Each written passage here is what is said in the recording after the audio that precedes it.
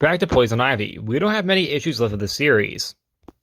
Issue 10 starts off with Pamela packing her stuff as Janet questions where she's going. Instead, Ivy just wants to go back to Gotham to be with the woman she loves, Harley Quinn.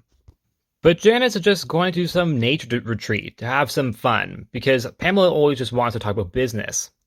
This retreat is headed by a woman named Gwen, but after Janet said that Gwen is somebody that is a capitalist with the intention of consensual resources, it makes Pamela question her, telling Janet that the two of them will check this Gwen out, thinking she could be dangerous.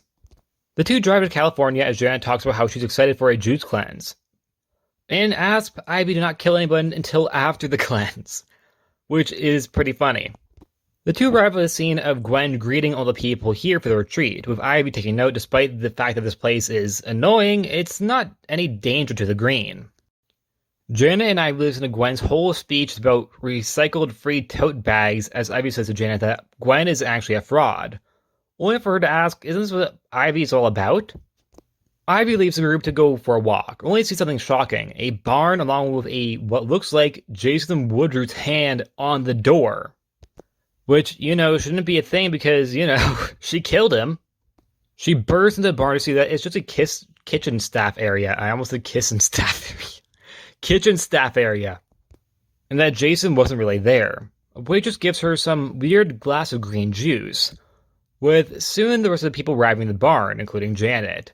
After drinking this green juice, Ivy's starting to feel weird as she sees the green. But she's not the only one. Janet is too, meaning something in these juices are affecting them. And Janet explains that it's not just Harley who cares about Ivy. And then she kisses her, and Ivy doesn't stop her, and yeah, they end up doing it together, and they're practically drugged, which is really messed up when you think about it. So I hope that is brought back up. And then we see that they're not the only ones. All the people are now drugged and sexually open in the room. Ivy manages to get out of this state and confronts Gwen, who seems kind of crazy. She talks about how the juice has mushrooms that Pamela used, so she had drugged them, and then all the people started to grow purple spores on their bodies. And these are the drugs that also sexually arouse you. Therefore, that's why they're getting together. Now, these spores that are growing on their body, Janet and Ivy are just not really amused by it because they already know what they are because they've already been through all this. But everybody else is kind of freaking out. So instead, Janet and Ivy have a talk about how they slept together and how it's kind of awkward between them now, as they didn't actually mean to do that because they were actually drugged. But Ivy sees something is now out of hand, with the spores now being out there, that the world knows about these toxins and it's getting dangerous. And that's when the book ends. This issue, while good, has some questionable morality stuff going on in it, as Gwen practically drugged them with a sexual arousement drug that made them all get together in that barn. Which I am happy that it's viewed as being horrific, which I am glad, because sometimes they like to view that kind of stuff as being cool or edgy or something like that. I'm glad they're actually saying what it was. It is horrific. It's not okay. It was not okay.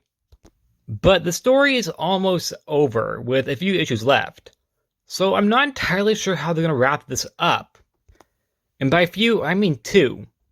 And I feel like this is a kind of thing that should be more focused on if it's going to be in the story, because it's a delicate situation of the fact that Ivy was practically raped, as was Janet, and all the other women in that barn.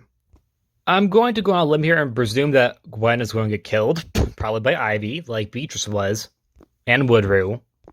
But still, I don't know how to feel about this, because I think they're handling it well so far, but I'm not entirely sure how it can be wrapped up in only 2 issues. Because, like I said, it's a very delicate situation and a very sensitive topic that I don't know if you can handle in just 2 issues. But we'll see. This series so far has been really good, so I have hopes that they can do it. Anyways, that's it. Like always, please like, subscribe, and see you guys next time.